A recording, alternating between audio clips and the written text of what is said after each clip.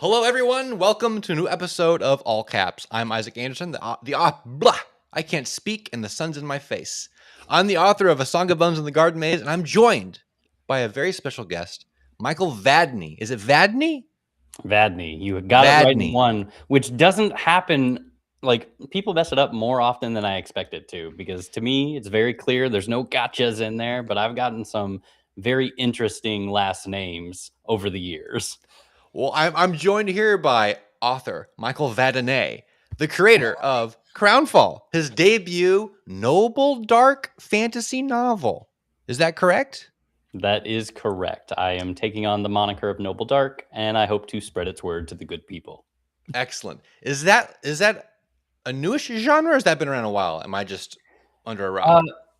It's a little bit of both. The term itself has been around for a bit. It hasn't been super popular to label things because there's a lot of gray area where noble dark lies, where you can easily call it other things, but it's not quite the right thing. It's not grimdark. It's not dark fantasy. It's a little bit of overlap of grimdark, but with more hope. Right. Okay. So it's a happier grimdark. I'm okay with that. Okay. So what drew you to writing? Because we were talking before, you're into software, you're into outdoorsy stuff. Most writers are just closeted and into social. What got to you? Well, I will definitely say I have my antisocial tendencies. Limited social battery is all that, as do most writers and stuff. But stories is something I've really loved for a long time. And I remember very young writing these stories that were basically fan fiction of like Warcraft 1 and reading all the pamphlets that came with the CDs for this is the orcs and this is who they are, this is the humans. And then we got to like Tides of Darkness and we brought in all of the other races getting into like Warcraft 3. I've always loved stories. And Yeah. for me, it really started with reading The Hobbit when I was much younger. My parents gave it to me as an attempt to get me to like school. And I still didn't like school, but I fell in love with fantasy. So it kind of worked. Yeah. Yeah. The Hobbit is But glorious. oh yeah. And I reread it as an adult, definitely a lot easier to appreciate than as a very young child, because I remember being very confused at some parts about like what is happening here, and going to my dad going, can you please explain this part? I don't get it. But yeah, I've loved stories for most of my life, but it wasn't until I was approaching and then getting into my 30s that I could really admit to myself that I wanted this. I wanted to be an author. I wanted this dream to be a real thing. And it can't be a real thing if I do nothing about it. Like, That's true. Yes. I got to take the steps. So what were those steps for you? What made you decide to do CROWNFALL? So, CROWNFALL was a story that I came up with as an amalgamation of many things that I've loved. And thank you, Stephen. That is my brother-in-law. But it was an amalgamation of many things that I love in stories. I love dark worlds where characters struggle to do the right thing, where they're really just trying to like find themselves and figure out like, this is the goal that I want, but is that what really will make me happy, and becoming a different person along the way. So I would say I was about 30 and I was reading James Islington's The Licanius trilogy. And I love that series. It's a great series. It was one of the first ones that I read that was a true blend of like time travel and fantasy, which is now like one of my favorite little subgenres. And I remember reading the trilogy and reading his author bio, and it goes, James Islington, or Islington, I don't know how to say his last name, started writing when he turned 30-something years old. And I was like, oh, it's not too late. This dream I've held on to forever, it's not too late. I can start. But I didn't quite feel confident enough to really get into it yet. And then it was through the encouragement of my wife that I joined a writing group called Writers Anonymous in Dallas. Okay. And they were amazing. it was through them that I got through my first 3 drafts of CROWNFALL, giving like weekly feedback and giving feedback to them. And it was there that I really like cut my teeth on figuring out what the hell am I doing here? And what is this story about? And who are these characters? There's so many people that really like come together to make CROWNFALL possible. And I am just one of those pieces. Mm-hmm. Really appreciate everyone who helped me along the way, who are still helping me now with the publishing side of it, because you doing this all for the first time, it's scary. There's a lot of unknowns. You don't want to make the wrong choice that really pushes you into a corner. What was one of the things that gave you pause with the publishing side? It's really just a lot of the unknowns. You hear like scary stories sometimes about authors making decisions that really lock them out of future opportunities or really Yeah. set them back financially. Like unfortunately, there are companies out there that do prey on new authors who don't know what they're doing. And you have to do your investigation, you have to check on these things. But one of the wonderful things about the writing community is that if you are presented with an opportunity that you are very unfamiliar with, you can reach out to every other author that's out there and just be like, hey, have you guys heard of this company or know who this person is? Is this like a legit thing? Should I be Mm-hmm. excited or should I run away as fast as I can? Yeah. Yeah. And I didn't want to fall Usually, for that. all of the ads for things are not worth it. The Yeah. people you want to help you do the thing are just normal people. Oh, yeah. They're not really putting themselves out there that much. Those are the people you got to get. Yeah. I can count daily the increase of like DMs and stuff that I get from people trying to solicit something as I get Yeah. closer and closer to publishing. I It's love almost a how countdown. low effort their messages are. Oh, yeah. Oh, yeah. And The you can first tell a time it lot of them are happened, very like form fill. oh man, the first time it happened, I was very excited. I was like, "Oh, this person found me. How did this person find?" I said, "How did you find about my book?" They're like, "Oh, well," I didn't A really little know what to say. wishy-washy. So I'm Yeah. like, okay. Then I figured out that they were fake, and Yeah. I was excited for It can different be reasons. pretty yeah, it can be very frustrating because they unfortunately, they do exist. They do prey on people trying to find their dreams. It happens out. Yeah. Well, here's a great question. How many gray hairs have you gotten since beginning? When did this Uh, start? Like how long ago? How long did it take for you to finish this book? so from like start to finish, it was about 4 years, but I Okay. would say in actuality, a little over 2 because I Hmm. started the story a little over 4 years ago. Um, around the time that I turned 30, and I'm gonna be turning 35 in May. Very excited too. Nice. And for a while, I was working on it really strong. I had my writing group, but then life happened. I didn't know how to write a story or how to stay motivated. And I Hmm. went very long periods of time where I didn't write, sometimes up to 8 months where I'd never touched the story. And then about 2 years ago, I was like, okay, I want this. I Yeah. really need to buckle down and make sure that I'm doing what I need to keep myself on track and to keep myself moving in the direction that I want my life to be in. Were you a spreadsheet guy, or would you set an alarm every day?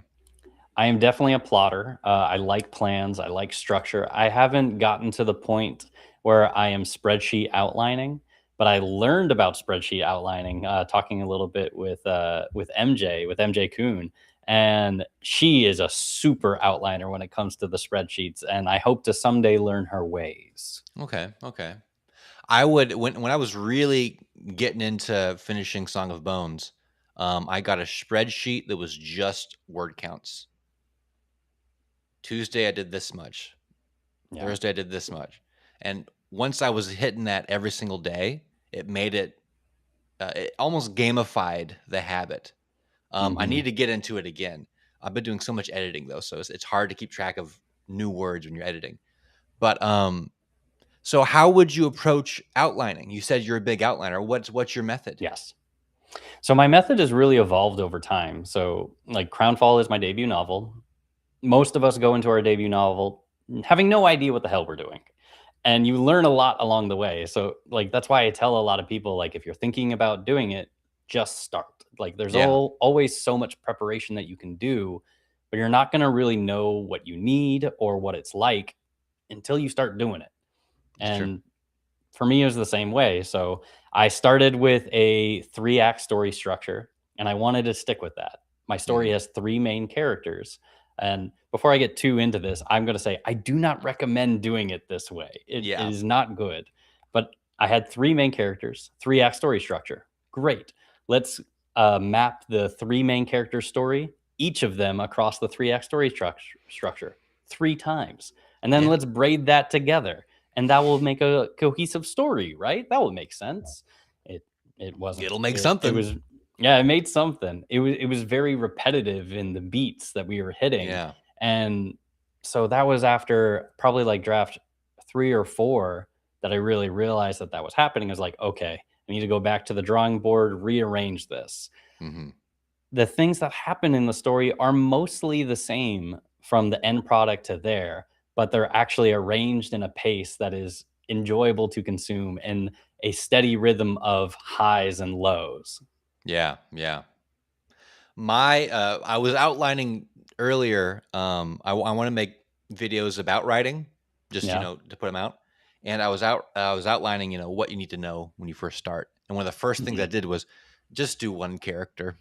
Don't have a bunch of main characters, because that was the first thing that I did as well. I had Yep. like 4 main, like this person Oh wanted no. this person was this. This, I mean, I I ended up with 1,000 pages of just bloat, of just fat. So I Had to had be to rough. chop everything down. I had to I took 3 characters and I made them just 1 character because they all felt the same. Mhm. I wasn't quite good at separating the personalities then yet. But yeah, what you're saying, starting with as little characters as possible, outlining your simple story beats. But I think we're just as writers, we're cursed to try the hardest thing first. Yep. Because Uh, we want to be special and unique, and we want to do something that's great and we something that want the hasn't trilogy. been We done want the next before. Lord of the Rings. We Yeah. want the next Star Yep. Wars. Yep. But you really learn a lot by figuring out the basics, by Oh figuring yeah, out the norms. Like you master those, and you can break as many rules as you want because you know how to compensate everything else around the rules that you're breaking. yes, Yeah. Like you see it all the time. I just finished, like this morning, I finished reading Discovery by J.A.J. Minton. And it's a phenomenal story, but it's also a story that breaks a lot of narrative conventions, but it does it in a way that balances the whole story and makes it very interesting to ingest. yeah. And EL, I have like 4 point of view characters in my first book. So yeah, I have 2 main ones. I have 2 main characters. I was able to get down to that many. But yeah, I like to jump in between heads. It's a lot of good fun. Yeah, and it's a lot of way that like TV works. So Yeah. audiences are used to ingesting that, but narrowing it down so that you have a few that like these are the primary, somewhere in between like 1 to 2 is probably better for most people who are starting out. As you get I more think so, experience, do yeah. whatever the heck you want. But if this is your first time, I do encourage a simpler story. Yeah. Well, for you pantsers out there, do you at least like outline what your world is? Because I think if you have a solid world in your mind, I think you can pants all day long because you know the rules of the world. So Yeah. I think even the pantsers who say they don't do any planning, I still think there is some planning. It's just a different flavor of planning.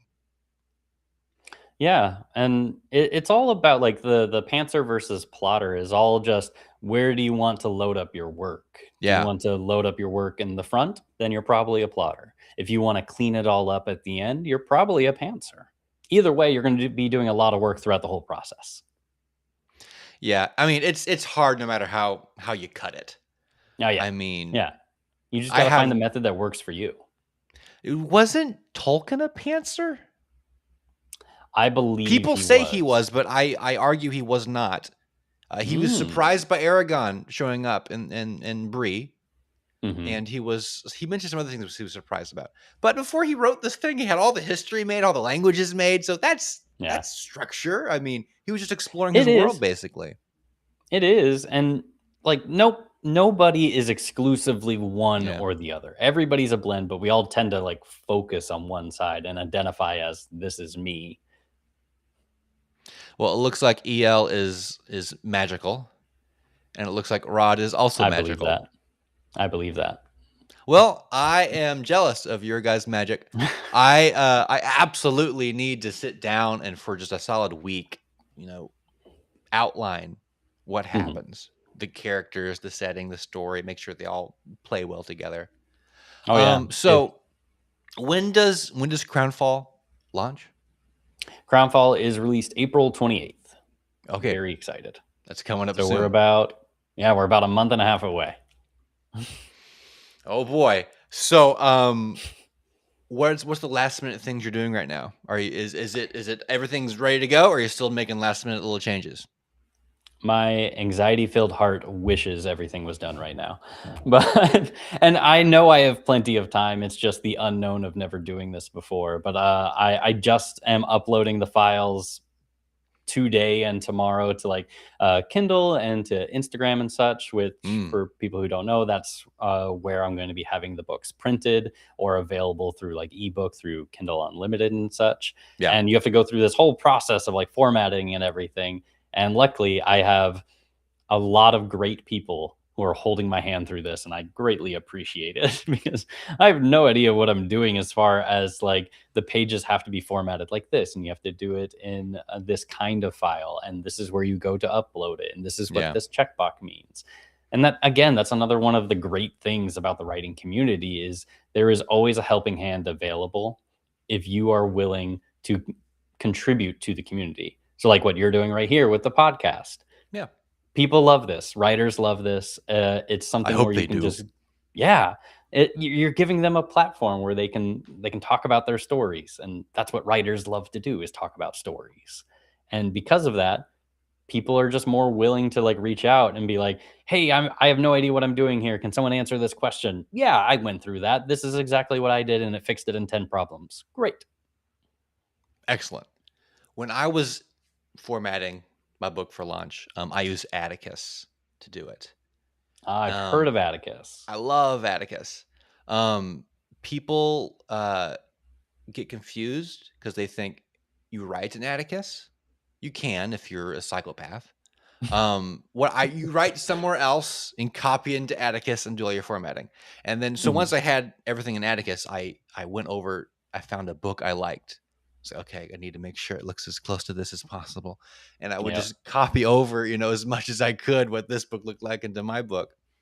So I liked finding little cheats like that. I didn't want to reinvent the wheel. For my next release, I am probably going to have 2 versions of the book formatted. Really? One for print and then one for Kindle. Because I have a lot. I always have lots of illustrations and things in the book. Yeah, and because you're a drawer as well, right? I am, but my sister's even better. Oh wow! So while my style is very, Saturday. What do you call it? You get the newspaper with the comics in it. That's kind of my style. Yeah. Like the funnies. The funnies. I do the funnies. My sister can draw like she's from the 1800s doing a children's book, and it's glorious. It's amazing. So I get her to do the art for the book because it actually matches the content. That's the move. So it doesn't always translate well into Kindle, especially if you're trying to do the formatting for the ebook and the print at the same time. So usually I prioritize, make sure print looks good because that won't change once it's done. And for Kindle, I'm like, I guess they'll have to just look at a oddly placed picture and turn the page because that's what everybody else already does. Okay. Yeah, I have. So I did not do the formatting on mine at all. I have Adrian M. Gibson did the design for the interior and the exterior, and he is phenomenal. yeah, I'm very happy with the work that he did, and like I was saying before, he made it Okay, back. we're here. We're here. Let me make sure we actually are here. Go to YouTube, We change can. users, make sure we're actually live. If you're tuning in now, we're dealing with some technical difficulties. Technical fun. It's not We'll figure it difficult, out. it's fun. Yeah, There we're you live. go. That's a good attitude to have. Yeah, we're live. We're good. I think we're good. All right. I'll trust it then. Comment if we're not good. Comment if we are. Let us know. Please, people, just give us You're a back. status Okay, update. people see us. Thank goodness. Okay, good. Okay, so what were we talking about? We're talking about formatting and stuff. We're talking about formatting. Yeah. CROWNFALL's cover. If it got cut out before the stream, I'm not sure if it did. The cover artist is Katerina Belikova. She is Ninja Joe on Instagram. Her art is phenomenal. Like, I absolutely love it. I wouldn't be surprised if you see more of her art on book covers in the next coming years. I'm hoping to do many books with her because it's just phenomenal. She is a gem. And like I said, Adrian did the interior and exterior design for CROWNFALL itself, and he was really great about, like, I have no idea what I'm doing, but he is very experienced in this regard and goes, hey, what do you think of this? And I'll be like, I'm not really sure what my options are. And he was really good about, like, walking me through that process of being like, this is what this means. This is what it would mean if we did this. And I've been very fortunate to surround myself with a lot of very helpful people, and I really appreciate it. That's cool. So after the book is out, what next? Any plans for continuing that series, or is it a standalone thing? This is a standalone. I set it up so that it would be like the classic standalone with series potential. It's the buzzwords that you throw out for it. Yeah. And the reason I did that was traditionally you do that because you're trying to get traditionally published and you want to go into an agent with that kind of phrasing, because then they don't have to buy into a series. They can just buy into a single book if they need to. And I kind of wanted to do the same thing for a similar reason, but for audiences. I wrote CROWNFALL as a standalone book because I didn't want to invest into a series that people might not want to read. Yeah. So my plan was, I'm going to write CROWNFALL. I'm going to do it to the best of my ability. And I think it's a damn good book. I like it a lot. But I'm not going to really return to the series unless I get a clamoring for that. I've already started the next series. Just a few days ago, I started the outlining and the world building for it, and I'm super excited. Is that one also fantasy, or doing a different genre? It is fantasy. It is a little more modern. So none of my stories take place in the real world, but CROWNFALL's like technological and historical equivalent would be like the early 1700s, while this next story would be the early 1900s, like pre-World War One. Okay. So we're getting a little more modern. A little bit more steampunky. Closer, yes. This next series that I'm planning is greatly inspired by the Licanius trilogy, but also by Full Metal Alchemist Brotherhood. Okay. I'm very excited to mash those two together. I think it's going to be really cool. Just like mashing together those two characters in Metal Alchemy Brotherhood. Oh, don't do that. You just cursed the whole audience of everybody who knows about that now. I only know it because of memes. I've never actually seen any of that show. I just know something bad happens. Yep. And if you hint to it, people get excited. Emotionally scarred people. Yeah. Shao Tucker emotionally scarred a generation. Oh boy. So here are my clickbaity questions to help us get views in the future when I chop this thing up. My first question, I asked this of Mike last time. I'm going to ask it of you as well. How do you combat writer's block? Consistency, like just a full commitment of, I'm going to set this time aside every day, and I'm going to try to get something done. It doesn't matter if I get a lot done or a little done, as long as I'm sitting in the chair at that time and trying to do something. And there have definitely been times when the words don't come to me. And that's usually one of two reasons. Later in the process, it was possibly burnout, as I'm trying to dedicate more and more time to complete this project. And in those cases, I do just need to take a break. I need to go for a walk, ride my bike, go hang out on the couch and watch some TV. I need to get my headspace away from what I am doing. Yeah. But another reason, and this is maybe a me specific thing, is if I don't know where the story is going, I can't write it. If you put me in the middle of a field and just tell me to write a story, I can run in any direction in that field. There's too many options. It's paralyzing. It is. That's why I need a plot. I need at least to narrow down my options, because if I have the entire world to explore, how do you know where to start? Yeah. How do you know where you're going? I've often found that limitation breeds creativity. Oh yeah. Pressure breeds creativity. It breeds greatness. Like the best things in history and in life often happen because you were restricted in some way by either time or resources or social contracts, and you found an ingenious way to make something work because you had those restrictions. We kind of touched on this a little bit earlier, but what do you recommend someone who wants to write their first book? Like they've come to you like, hey, I saw you. How'd you do this? I want to do this too. What's your advice to them? Immediately just write. Like I know that's very boring advice, but you can't write a book unless you actually sit down and put in the work. It is 100% a marathon that requires hours of dedication over an extended period of time. And it doesn't matter if you're a slow writer or a fast writer, you just need to get in there and commit that time to doing it. Because that's how you get better. Like you can read other people's stuff, you can read books about writing, and I encourage everyone to do those things. You should study the craft, but you need to practice what you're studying. Otherwise it doesn't stick. Okay. Here's my last little question. What book do you wish more people were reading? What's a hidden gem for you? I would have to say Skullsworn by Brian Staveley. I'm a big fan of his writing. It's very dark. It can be very depressing at times.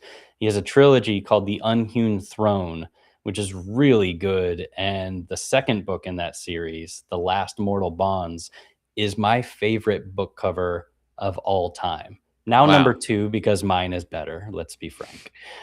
But it is what I gave my cover artist as like, I love this. This is my favorite thing in the world when I see a book cover. And that whole series is really good. Like I said, very dark. It can get very depressing at times, but it is very well written and emotionally raw in a lot of ways that is unexpected. Yeah, like if you like things like ML Wong and that kind of like emotional devastation, check out Brian Staveley. Okay. Cool. Good recommendation.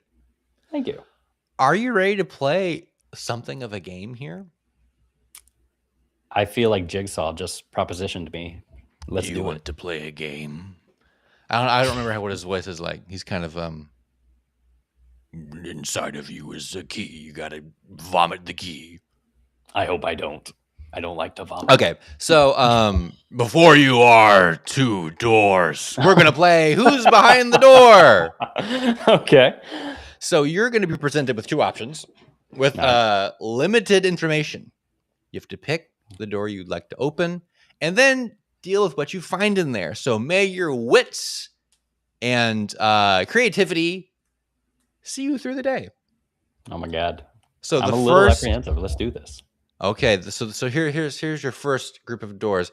So the people behind these doors will try to kill you.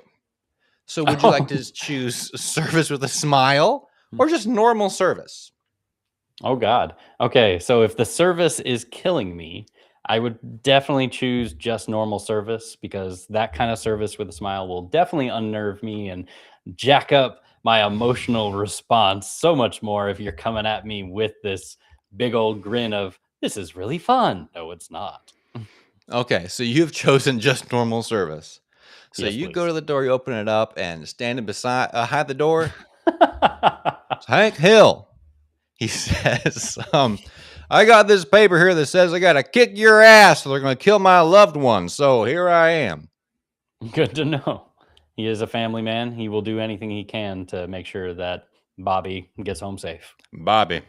So what are you going to do? Hank Hill is coming at you. I mean, I don't think he's armed with anything. He's just standing there. He could probably manhandle you down. Well, I know that Hank Hill is a man of propane and propane accessories, so I'm going to immediately cook up some burgers with charcoal because he will have to stop Whoa. everything that he's doing and correct me and tell me in 1,000 words, 1,000,000 times, why everything I'm doing is wrong. And he'll be too busy trying to fix my smoky burgers. Listen, son, I know you think this is the cool thing to do, but propane is the way to go. Propane forever. I went to Saudi Arabia to learn all about propane with them. So you're safe. He's completely distracted. So Yes. you have arrived at the second set of doors. Now, the people behind these doors, they might give you $20.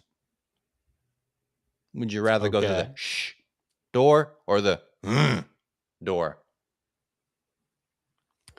I'm a big fan of the big brute who just grunts around but actually has like a heart of gold. So the eternal optimist in me will go for the grunt.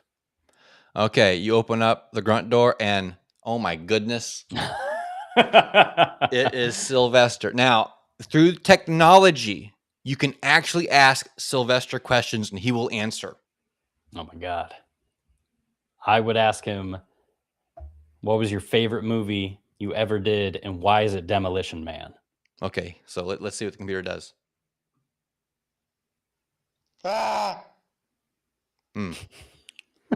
Okay. There's an interesting decision about the computer. Of course. What else would you like to ask Sylvester? He might give you $20 if you say the right thing here.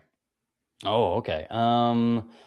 If I say the right thing, then the most like Sylvester Stallone thing that I can think of from all of his movies, because I was a big fan of him and Arnie with the 90s action movies in the early 2000s. But for Sylvester Stallone, the most classic thing you can do possibly is Adrian. Okay, let's see how he responds to Adrian. Shit. I think this thing is broken. Sylvester, my favorite role is when you played that lion in that Kevin James movie about being in the zoo, I think. I don't everyone was very confused. We're not sure why you did that. But we're very inspired. Were you inspired when you did that? Oh, I don't think that was good. I don't think he gives either of us $20, unfortunately.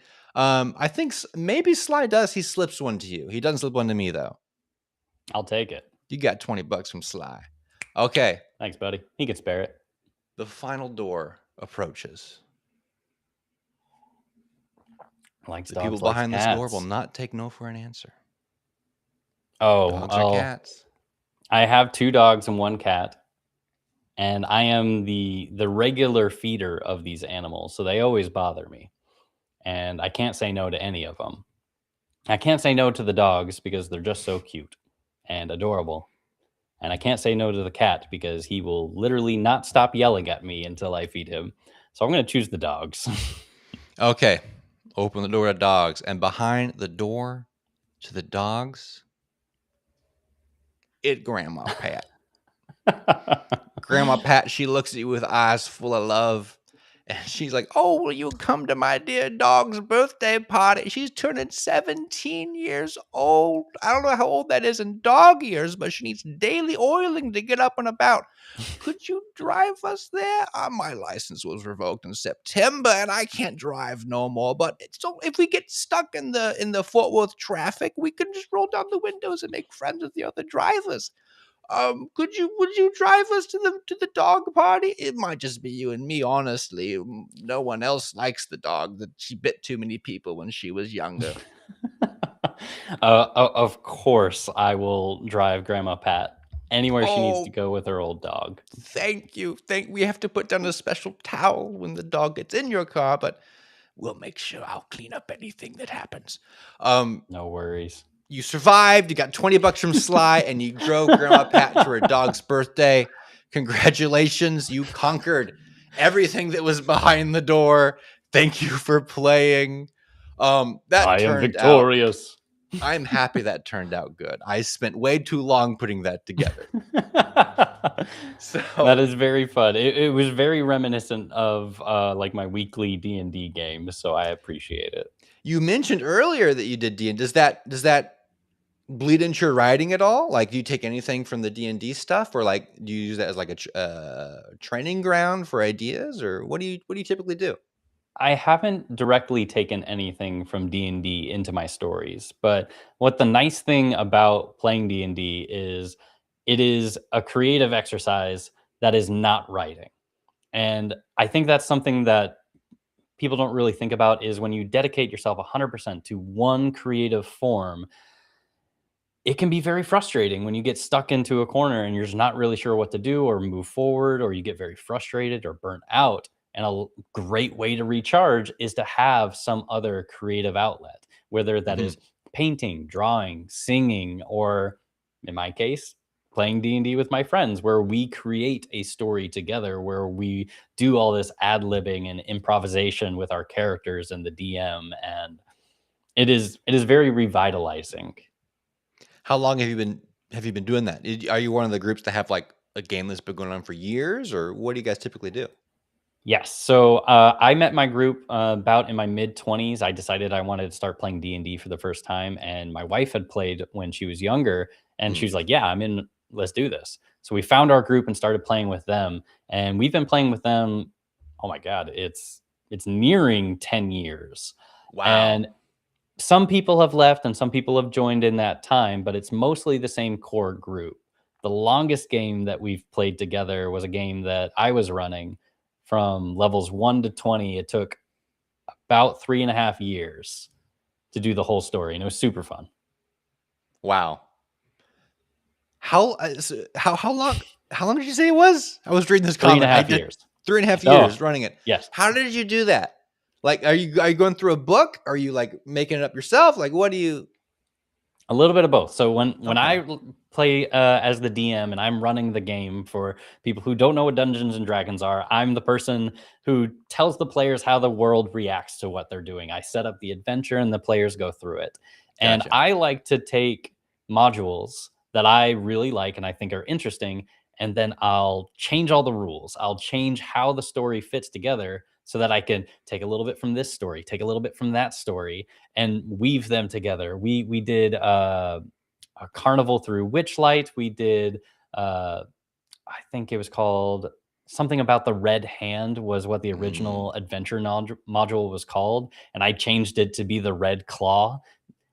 You just take whatever what you want from the story bits and just try to weave something together, kind of patchwork. And then when the module doesn't fill in these gaps, you make up your own adventure and you fill it in with the characters' backstories. And oh, I have a player who is a noble who is estranged from their family. Well, guess what? We're now going there because we got to explore that and why that happened.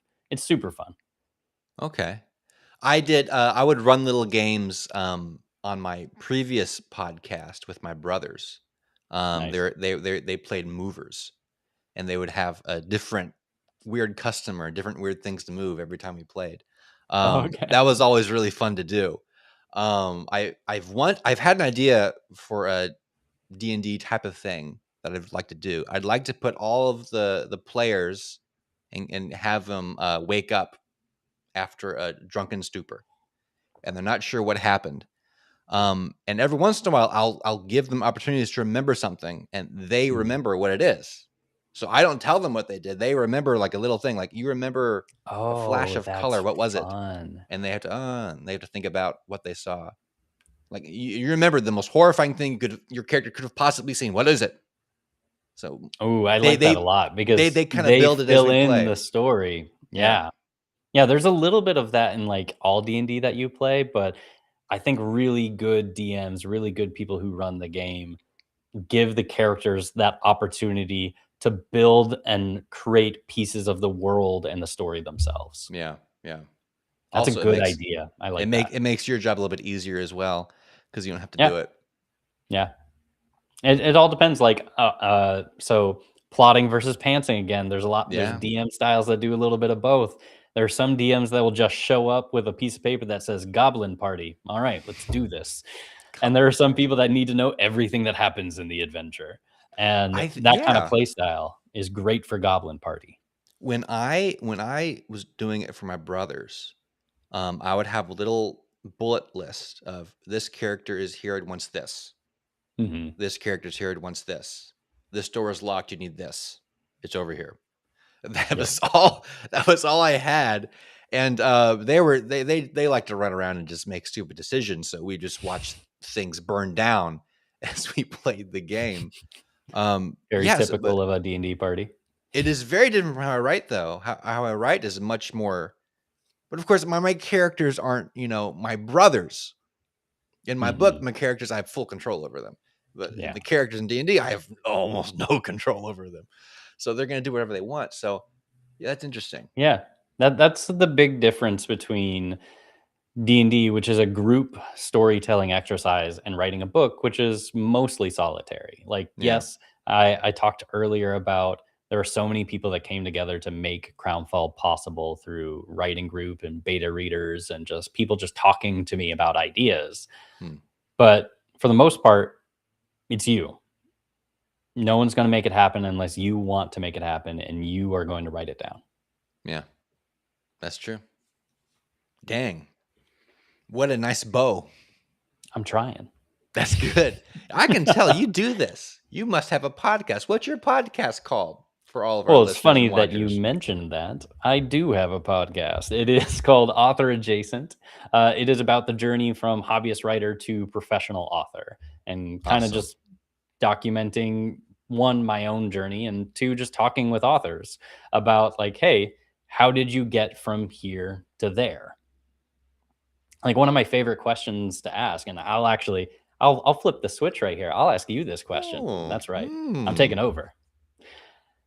At what point in your writing journey did you feel like you were an author? Where you just Oh went man. from I'm just playing around with this to I'm an author?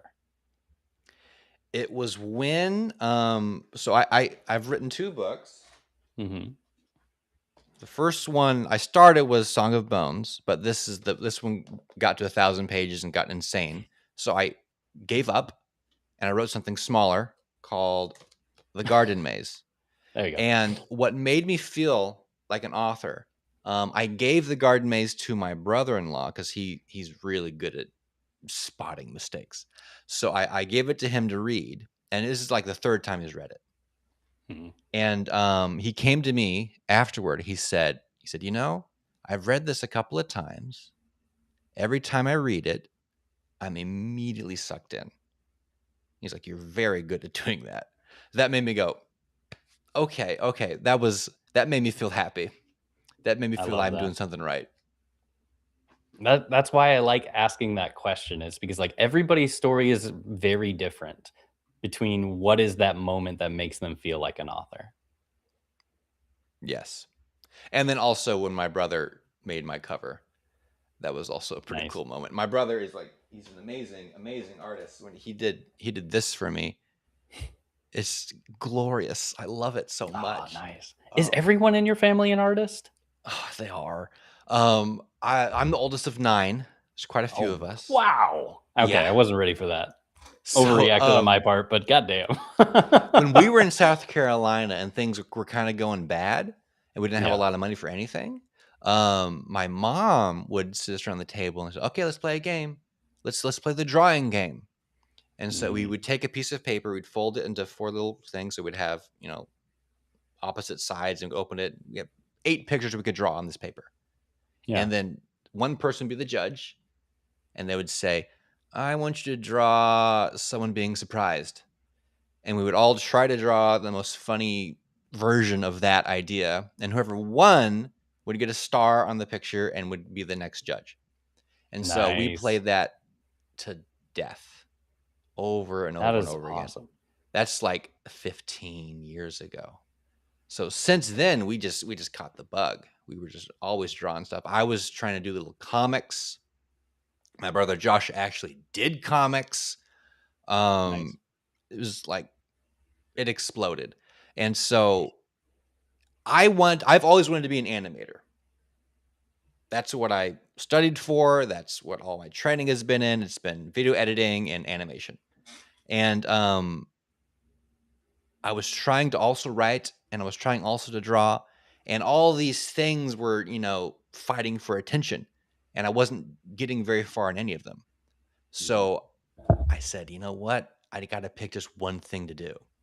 And if I do animation, I'm working on other people's stories and making them look as good as possible. And maybe someday when I'm 40 or 50, I'll be able to direct something myself. Or I could do it all myself as in a book, do whatever I want to do, tell the biggest story I possibly can with just me, and actually get it done. So I decided I'm going to focus on the writing part of it.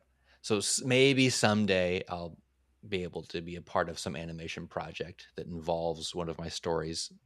Hopefully, maybe that'd be fun. That's pretty cool. Like, one, I hear what you're saying about we're people with limited time and we can't do everything, and that's rough. Like, especially when you have so many dreams, it's really hard to decide which one do I pursue now, as opposed to pursuing all of them and moving only centimeters at a time. It also helped that that all of my siblings were better at drawing than I was. When I saw how good they were, like, oh, I'm not near as good as this. My sister is illustrating some stuff for a lady right now who used to work for Disney. Oh, wow. She was in charge. I guess I won't say what she did because she might be able to find out who she is. But she was going through her stuff and stuff she did for me for a different project we're working on. And she was like, I could probably get you a meeting and get you in there. She's that good. She's really that's not even the sister that's illustrating the books right now. That's the other sister. So I mean, yeah, they're all very talented. They're all very fun. That's amazing. Well, as far as like what you were saying for the animation too, there's always the idea of you doing an animation project for your own stories. That'd be great. That'd be very expensive. It'd take a lot of long time. But that's true. Luckily, we still have a lot of life to live. Yes, that's true. Freaking Tolkien started his masterwork at 60. When I'm 60, I can make my movie. No problem. Yeah, that's the thing. That's the thing I learned from James Islington was just it's never too late to do it. And I definitely thought it was, which is such a stupid idea to me now that I was in my late 20s approaching my 30s and I'm just like, oh, it's too late to be an author. I'll never I remember thinking that when I was like 18. Yeah. I think it was like Christopher Paolini wrote a thing when he was 12. I'm sure his success shattered thousands of dreams. Oh man, it was like, he's younger than me. No, yeah, that freaking Paolini. How dare he be Disney good and enrich all of our high school and middle school dreams? He was his last book in the Dragon series. I don't remember what it was called, but that was my first ebook purchase ever. Oh wow, was that book? I read Murtaugh it in like a day. Or the Last of the Inheritance Cycle? No, Murtaugh came out recently, didn't it? I'm talking about that came out like 3-4 years ago. The one with the green dragon on it, I think. Okay, yeah, that's the Last of the Inheritance Cycle. Yeah, I don't remember what it was called. No worries. It did. I remember reading it when I was in high school, and I was like, "This is awesome." Yeah, I think if I went back to it now, I wouldn't enjoy it as much. But it's aged a little bit. But my younger siblings who've discovered it, I mean, it's written for them. It's perfect for that. Perfect for them. Yeah. Yeah. You go Redwall and then Inheritance. That's what you do. Redwall has aged like a wine, though.